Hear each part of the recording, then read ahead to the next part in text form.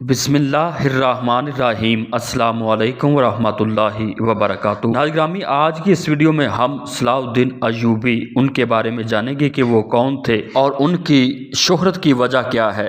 تو ناظرین گرامی، ناصر صلاح الدین یوسف بن ایوب کردی، جنہیں عام طور پر صلاح الدین ایوبی کے نام سے جانا جاتا ہے، وہ ایوبی سلطنت کے بانی تھے۔ وہ نہ صرف تاریخ اسلام بلکہ تاریخ عالم کے مشہور ترین فاتح و حکمرانوں میں سے ایک ہیں۔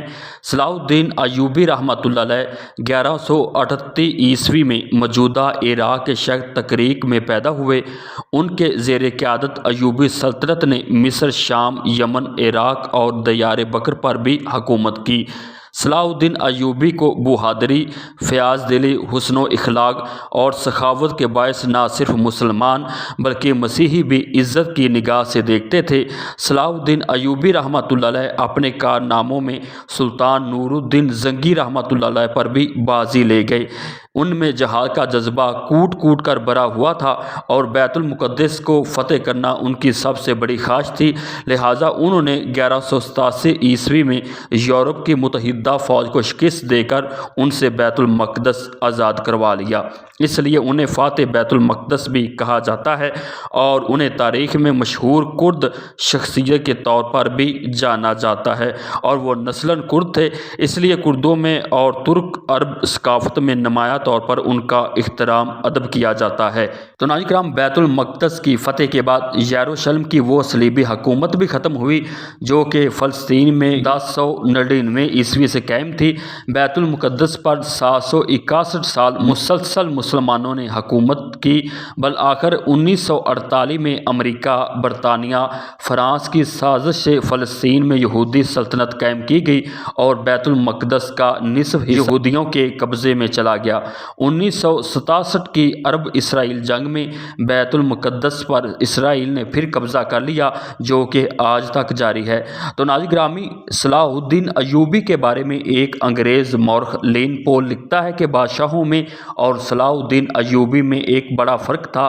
بادشاہوں نے اپنے رعب اور جلال سے عزت پائی، لیکن صلاح الدین ایوبی نے عوام سے محبت اور ان کے معاملات میں دلچسپی کے ذریعے ہر دل عزیزی کی دولت کمائی۔ معروف مورخ ابن خلکان رحمۃ اللہ علیہ لکھتے ہیں کہ ان کی موت کا دن بہت زیادہ تکلیف دہ تھا۔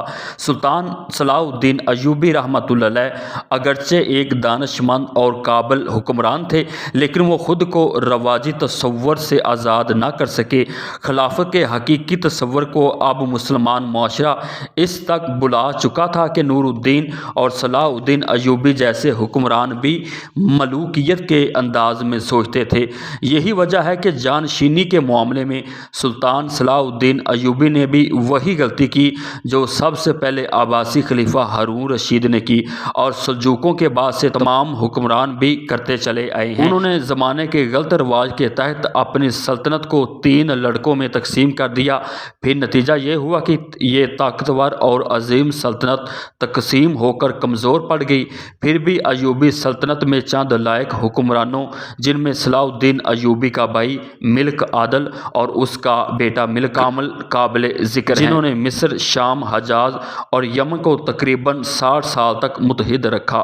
تو ناظرین گرامی، سلطان صلاح الدین ایوبی 4 مارچ 1193 عیسوی کو انتقال کر گئے اور انہیں شام کے موجودہ دارالحکومت دمشق کی ایک مسجد امیہ کے نواح میں سپرد خاک کیا گیا۔ انہوں نے کل 20 سال حکومت کی۔ بعد ازاں ان کے بھائی ملک عادل اور ان کے بیٹے ملک کامل کے بعد ایوبی سلطنت ختم ہوئی اور ان کے بعد ایک نئی اسلامی اور ترک ریاست قائم ہوئی جسے مملوک سلطنت کہا جاتا ہے۔